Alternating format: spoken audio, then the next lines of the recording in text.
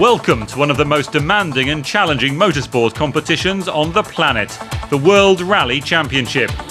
Take some of the best drivers in the world, add some of the most incredible cars, and mix in some tarmac, gravel and ice. Forget about first across the line, the race in the WRC is against the toughest rival of all, time. Each rally is broken into stages with points for the fastest times taken to complete the overall event. The cars themselves carry the names of some familiar family motors. But under the skin, they're purpose-built rally machines with four-wheel drive, turbos galore and horsepower counted in the hundreds. They'll need it too, with conditions across the championship ranging from sub-zero Scandinavian forests to the overpowering heat and dust of Kenya and Greece. With the World Rally Championship, it's not just a question of winning, but surviving.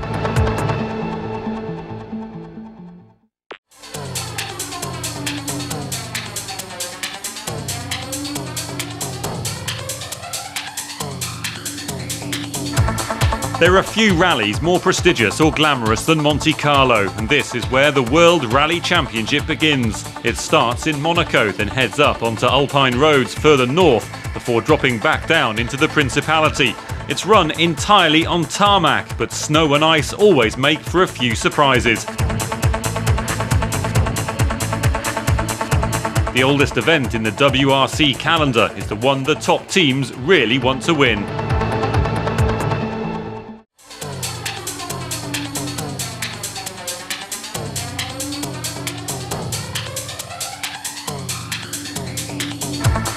As if tarmac, snow and gravel aren't punishment enough, now comes the exhausting heat of Kenya. To many, this 50-year-old competition represents rallying in its purest form. The cars cover vast distances across hard open terrain, and it's an immense physical challenge. Obstacles to overcome range from flash floods to wandering wildlife. They call it the safari rally, but are the drivers the hunters or the prey?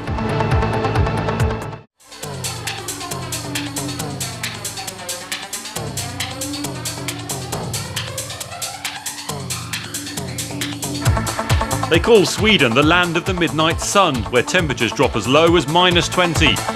This is where the World Rally Championship moves to next. The conditions in the Scandinavian forests mean the cars need studded tyres to cope with layers of snow and ice lying on top of gravel. It may be the coldest rally of them all, but the competition is as hot as ever.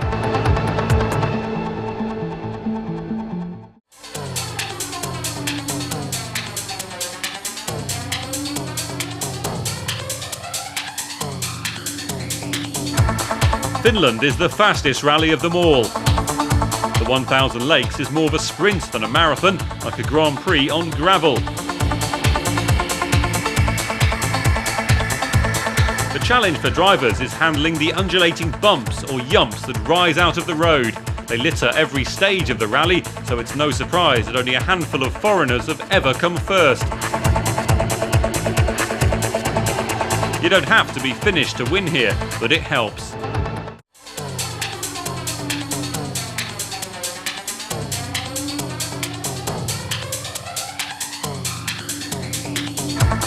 When the World Rally Championship arrives at the most westerly country in Europe, the entire population takes time off to watch.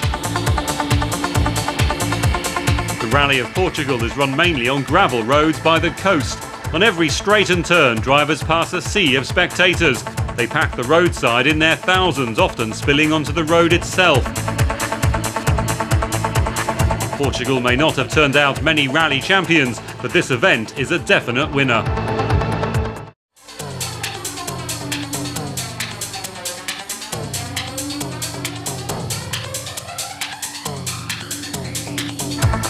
For the WRC teams, who are mainly based in Europe, the Rally of New Zealand means a journey to the other side of the world. When they get there, they find some of the best gravel driving in the entire championship. The surface on the North Island ranges from twisty public roads to fast forest tracks covered with loose debris. It may be a long way, but New Zealand is worth the trip.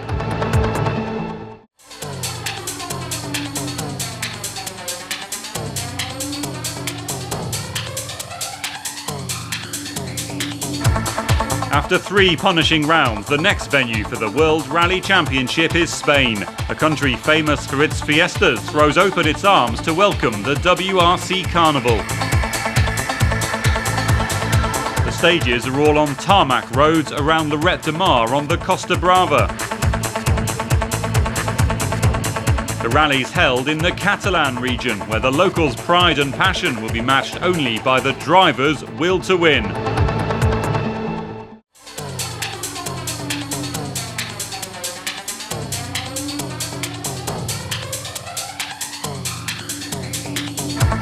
With just 3 rallies left before the end of the championship, Italy is the venue for the San Remo Rally.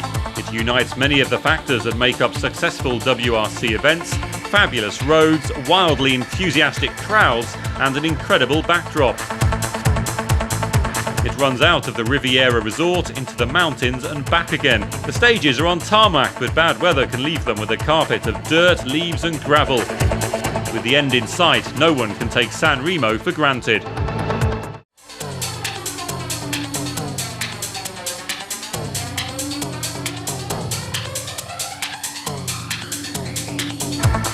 The WRC now crosses the Atlantic to another Spanish-speaking country. Argentina offers almost every kind of terrain a competitor can face, from the vast dusty wilderness to mountain roads that snake up into the clouds.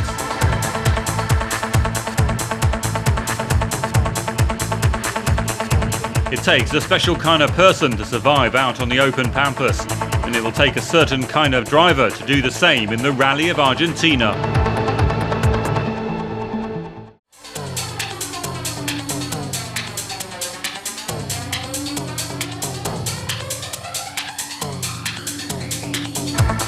They say on the Tour of Corsica that the only straight bit of tarmac on the island is the runway at Ajaccio Airport. You can certainly believe it if you drive on the winding roads banked by perilous sheer drops that cross this Mediterranean island. On paper, it's quite a short event and held entirely on tarmac, but the road surface is coarse and bumpy, and don't forget those mountain drops. Words like unforgiving are often applied to Corsica, with good reason.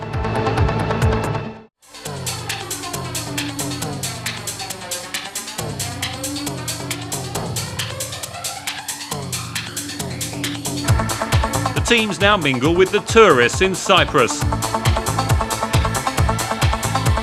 Welcome to one of the slowest rallies in the competition. But as speeds come down, so the heat rises. The gravel route takes it out of the resort of Limassol and up into the Troodos Mountains. That's where the speeds drop, which means higher temperatures inside the car and long hours at the wheel. For the drivers, this will be no holiday.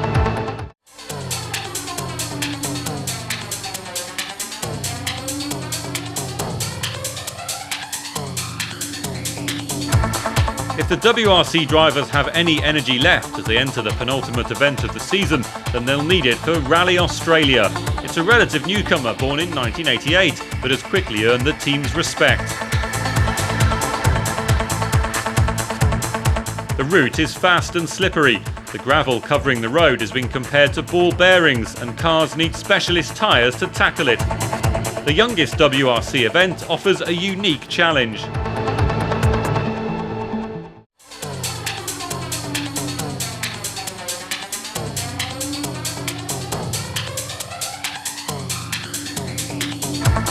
The competition's at the halfway point, and already many have fallen by the wayside.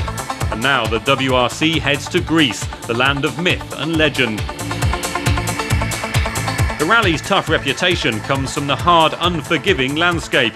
Temperatures can be as punishing as Kenya, and all around are boulders easily capable of ruining more than a driver's chances.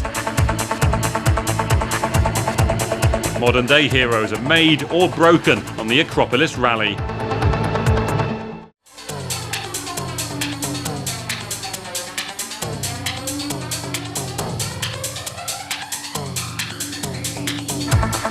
So this is it.